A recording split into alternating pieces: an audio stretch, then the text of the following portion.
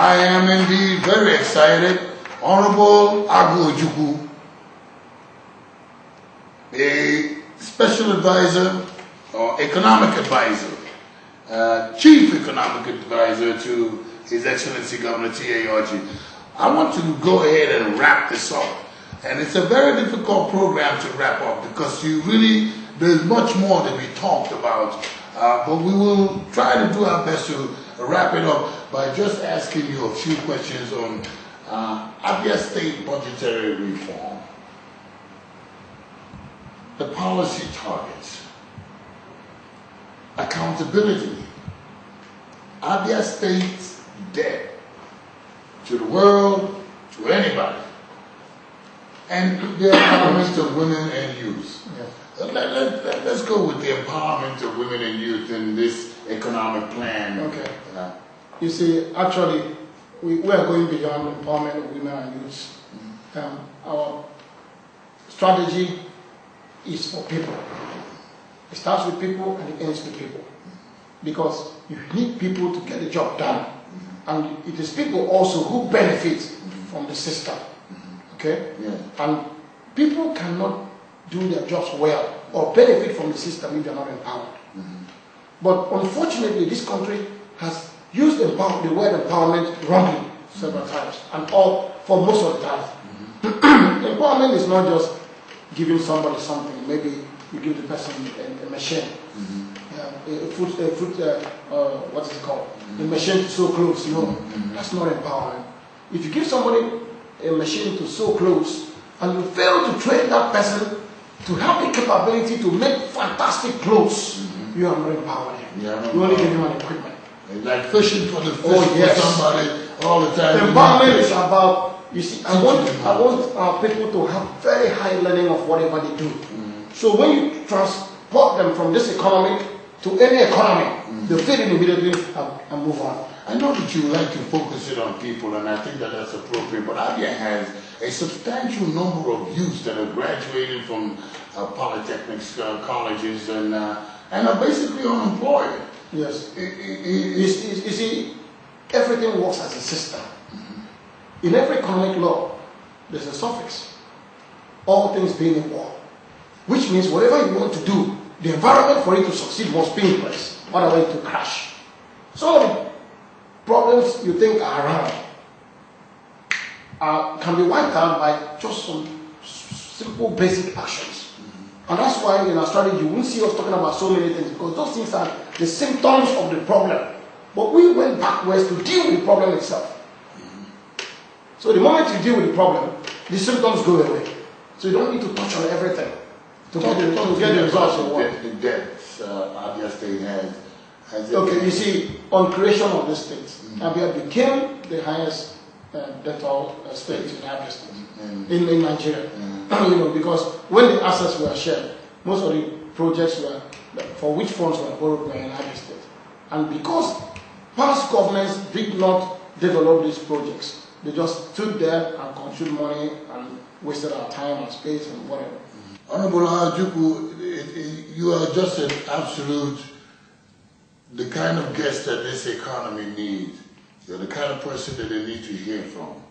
You're exactly what this laid back, slumpish, relaxed, moveless economy needs.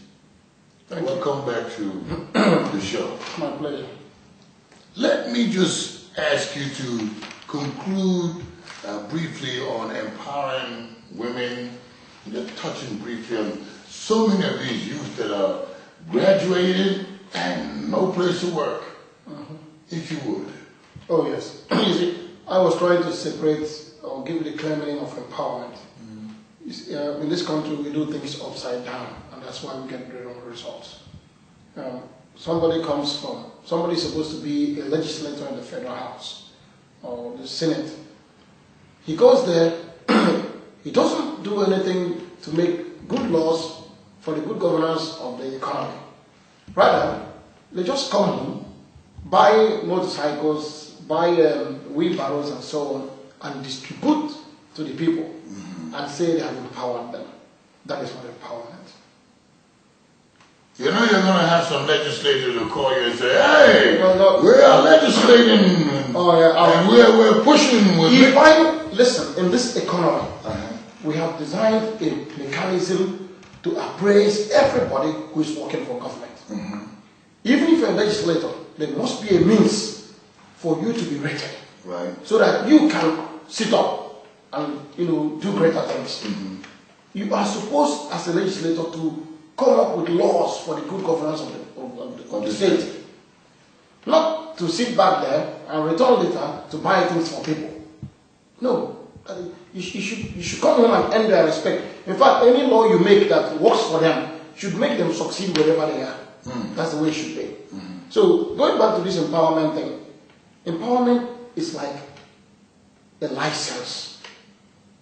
If somebody learns how to drive, he becomes empowered to drive. If you move him to any economy and give him any car, he drives it. But if you just give somebody something, and then you move him to another economy without that thing you have given to him, and he doesn't have the opportunity of using it anymore, he's lost the empowerment. Right. So empowerment is actually about skills, things you've gained. So if we want to empower women and youths, like we said, in this economy, our mission is to create opportunities for empowered people to succeed in their chosen endeavors, in their lawful endeavors. I use the word opportunity because, like, you have the youths now, they come out of school and there's no opportunity to deploy their learning. There's no opportunity to be gainfully employed. Right. Okay? So you can't empower them by maybe just giving them wheelbarrows and so on. No, that is almost like dehumanizing them. Somebody has gone to school to learn engineering and giving him a mechanic to ride. When will he have the time to demonstrate his knowledge? So he should be looking for opportunity to show his talent, not opportunity to do something else. Anyone is not just it. You must have the satisfaction. If you just want to earn money, there's no need going to school. You can just buy and sell. You can ride a mechanic without going to school. But it would be sad that somebody went to school to acquire a particular knowledge for which his parents paid a lot of money, and then he comes out to do something that's not related to that. Absolutely not related. So in this empowerment thing, the youths, if you, we have a program that will be made public by the government, and it's called a talent hunt stroke development program. Talent hunt stroke development program. If you have a gift from God, maybe you have the talent of voice, gift of voice. If you do not have the opportunity to practice singing and the use of that voice, you lose the talent. You lose it. And if you practice if you have an opportunity to practice the use of the voice and sharpen the talent, but you do not have the opportunity to show it off to an audience and get applause, you lose the drive. You lose the drive to strive for more. Yes. So we want a situation where we help people to develop, to find their talent, develop it, and then use it to serve the society. And when you get your applause back, you will now be fired up to want to do more. And in every economy, it is people with talent that build the economy. If an artist, remember that the computer, somebody just developed it from skills, from talent. And today is one of the biggest businesses in the world. Sure. It's done by talent. All these inventions you see became possible because people with talent fired them. If somebody invents the TV, it becomes a business. But if you don't have the talent to do it, you don't have that business. So we are talking about empowering people, but you can't just empower everybody. Some people are not trainable. Some people have no drive, even when you force everything on them.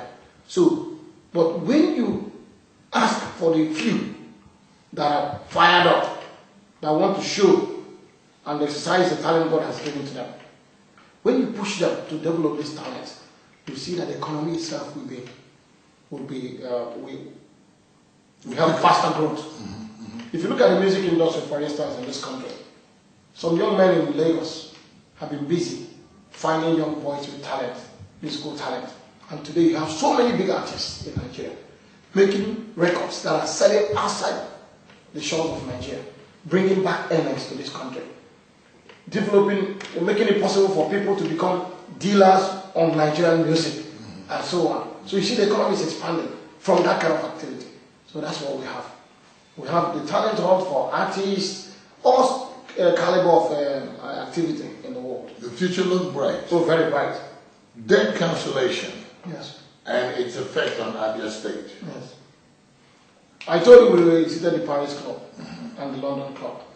That means that the deduction the federal government used to make has come down. So very soon Abia will have, Abia will get its fair share of the national cake. Because previously, because we were the most indebted state, more deductions are made from our money. So the government receives peanuts with which to work. But it's amazing how he still manages to get things done with the kind of resources available.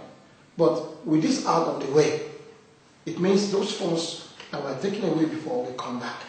That means that the modest thing he's doing for which people are applauding him, he can triple.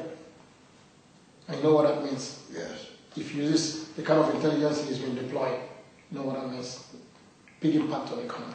Beautiful. Yes. Talk to us. Please, at this point, I would like to comment your program, the NigerianTVOnline.com. Oh, thank you. Because you see, people must have an opportunity to know what's going on in different places. Don't forget, if you don't say here I am, nobody will know you're there.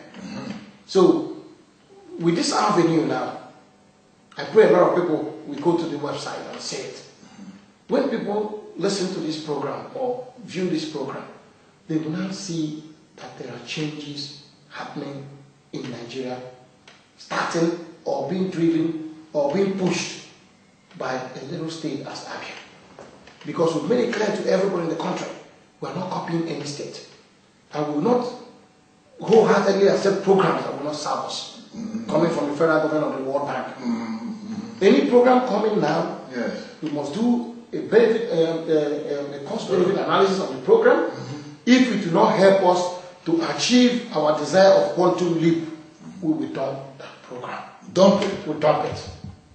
There are many programs that the World Bank brings to Nigeria and to the States. Some of these programs come with a lot of vehicles and so on, but they have little impact on the economy.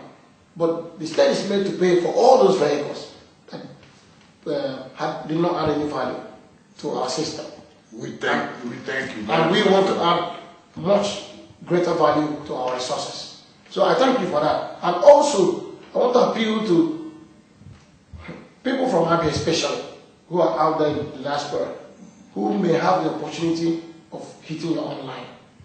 When they do, I hope this program will help them to realize that their help is needed. Okay? Because, like I said, well, with the strategy out now, soon all the incentives and so on to encourage people, entice people to come and invest in Abia will become common knowledge. So they will see through this medium that, oh, it's time to do some investments here. Moreover, you can see how open this government is networking with everybody. You know, especially this governor have a particularly open door policy. Oh yes, unprecedented. You can call the governor and get an answer. Yes, you see, that is why I said that we have better opportunities now. Number one, the governor is providing intellectual leadership. Because of that leadership, remember, everything lies on leadership. If you can't inspire people to superior performance, they won't perform. True. And if they can't perform, they can't be rewarded.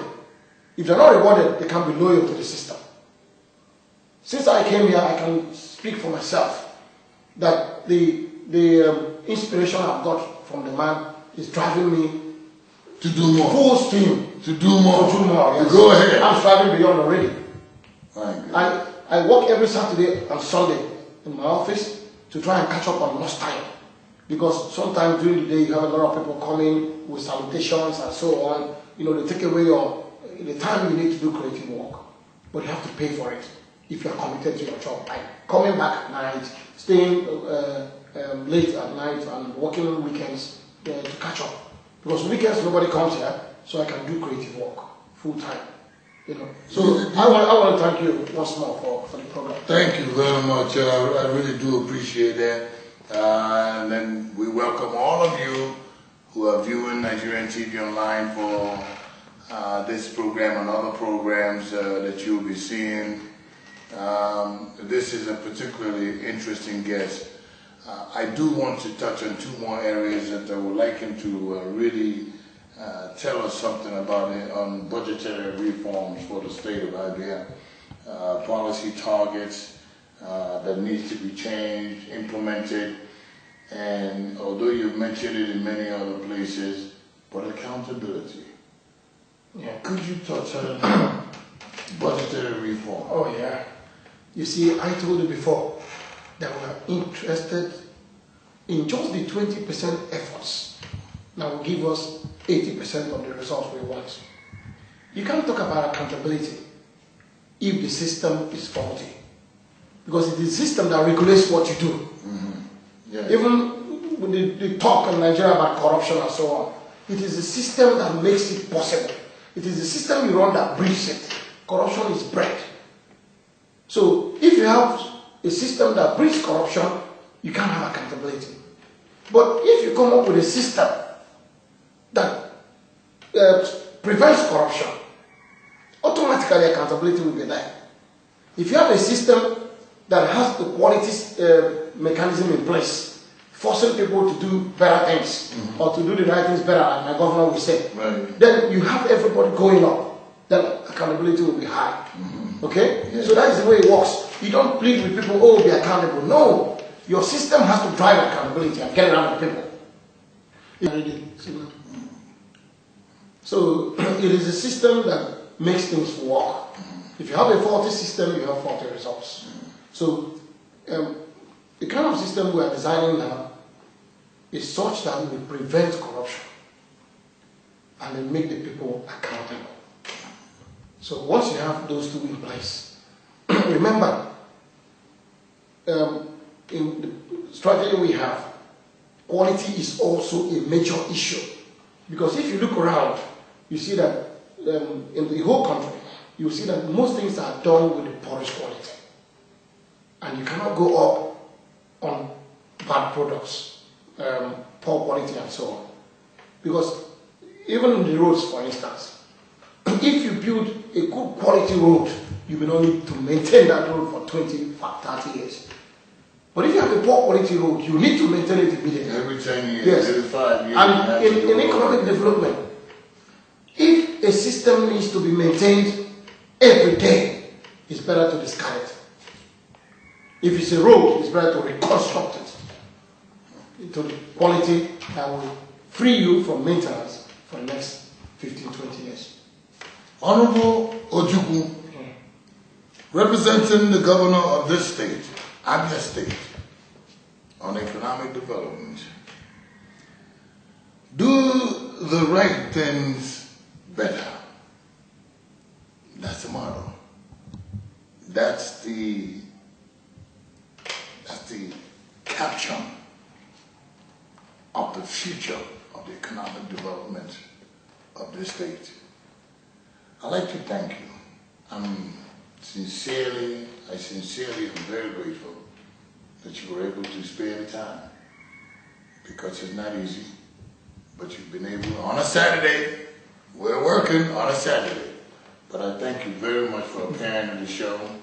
The world will see it, and let's get it on. I have to thank you more, because you are making it possible for us to reach out to the world. Well, let the world see that there is some movement taking place. This is a movement in Abia State, not something flaky, fluky. This is a movement.